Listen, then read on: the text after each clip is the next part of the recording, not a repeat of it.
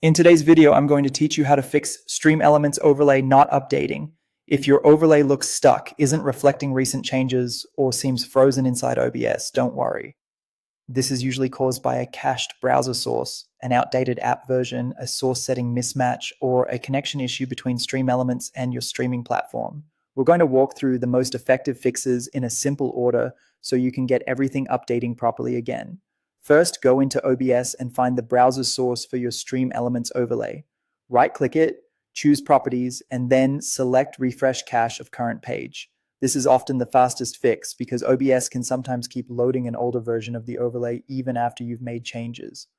Refreshing the cache forces the source to pull the latest version instead of relying on saved data.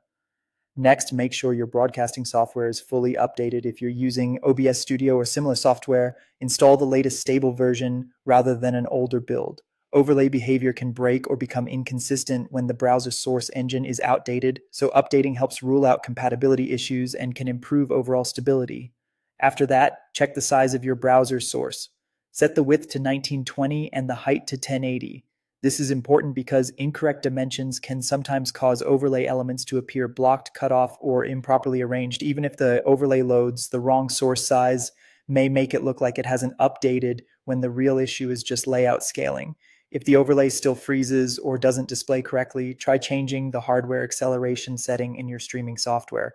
Turn it on if it's currently off, or turn it off if it's already enabled. Some systems handle browser-based sources better one way than the other, so this can resolve rendering problems that make overlays appear stuck.